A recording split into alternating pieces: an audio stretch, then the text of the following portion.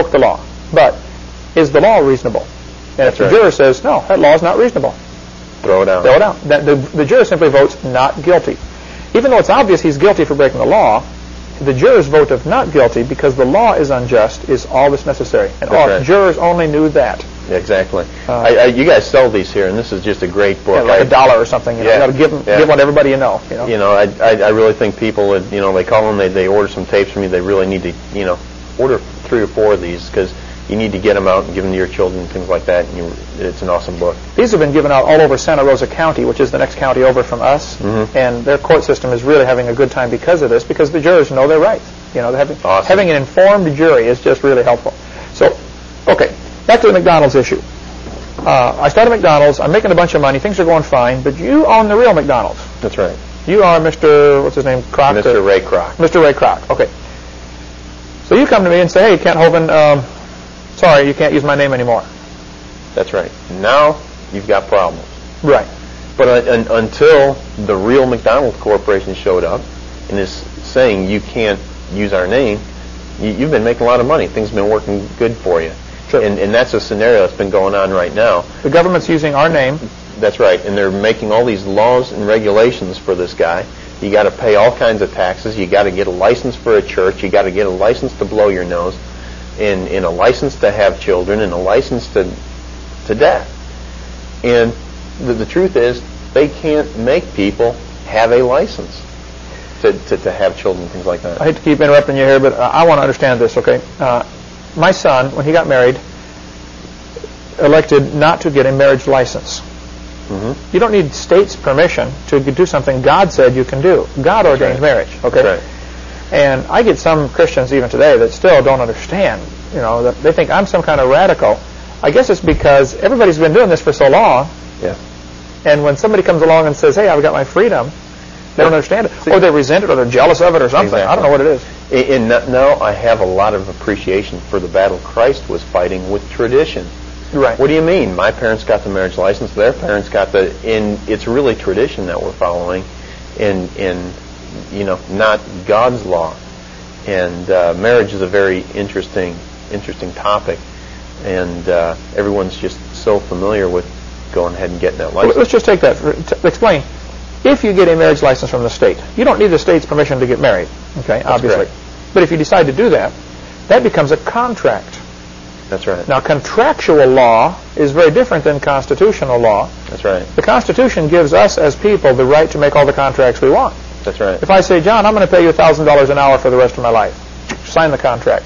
Of course, I'd be stupid to do that, but hey, if I signed the contract and didn't fulfill it, you take me to the local court, they find me guilty, they throw me in jail, take away all my property, and give it to you to pay the debt. That's right. And I can stand there all day long and say, I've got a constitutional right. Well, yes, you do, but I made the contract. That's right. And that's where I was a fool. That's what Proverbs 6 warns us about. It's kind of interesting. You talk a lot about when people ask you, Ken, do you think we should be teaching creation in public schools? And I like the way you say, well, you're asking the wrong question. Let's talk about, should we have public schools first? Then that second question kind of takes care of itself. That's the real question. And what they're doing to us, they're giving us the same sucker punch. They're setting us up, doing this, and then they're about to pop punches over here.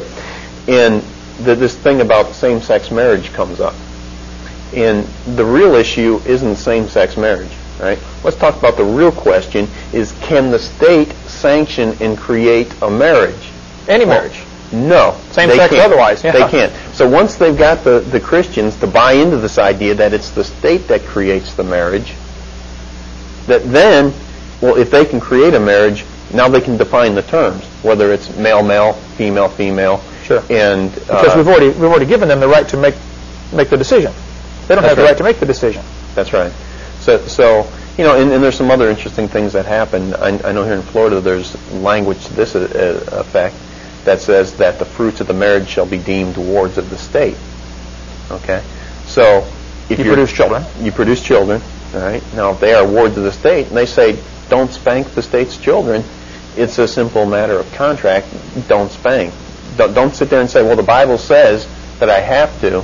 The matter is, what do you do with your children? And you gave them to the state, so you made a contract.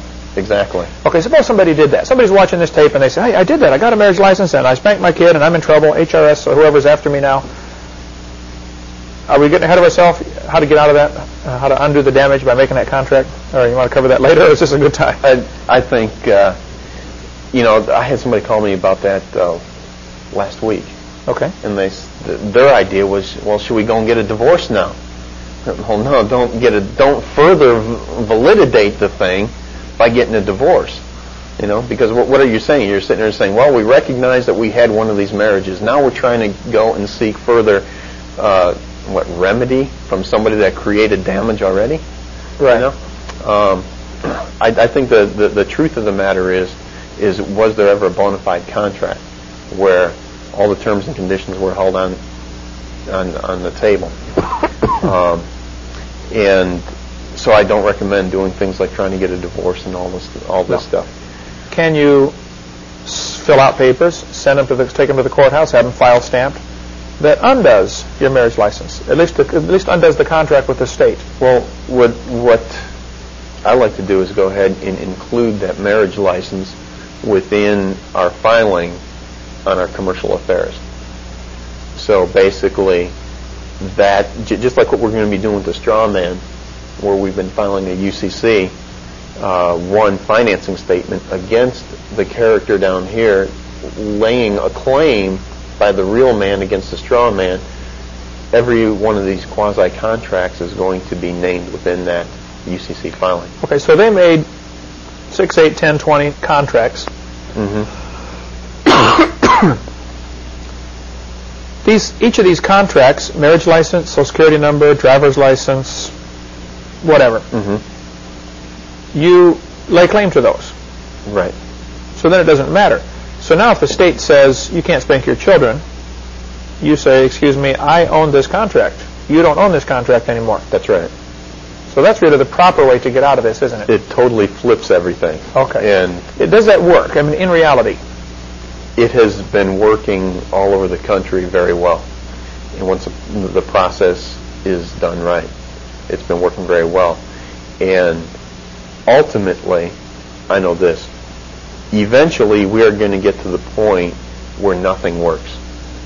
And the powers to be are going to say this: bow down and worship the beast, the abomination of desolations. Yeah. And at that point, nothing is going to work, and it's either worship the beast or not. Now, I'm fairly pre-trib rapture in my thinking, and I don't believe the Christians are going to have to go through that period. I believe we will be raptured out of here before then. But inevitably, we are approaching a point when nothing is actually going to work. You're going to have to stand for what's right, and it's going to cost you. That's right. That's right. And ultimately, my opinion right now is I think in the last days there is going to be a great revival. But if you look at all the great revivals, and if you look at when the gospel of Christ was spreading, it was over the backs and deaths of the martyrs. And I think, it kind of reminds me of the story of the two comrades standing on the corner. And the one guy said to his fellow comrade, "Comrade, if you had two houses, would you give me one?" "Yes, comrade, I'm a good Communist Party member. If I had two houses, I would give you one." "Comrade, if you had two cars, would you give me one?" "Yes, comrade, I'm a good communist. If I had two cars, I would give you one." Okay. "Hey, comrade, one more question. If you had two shirts, would you give me one?"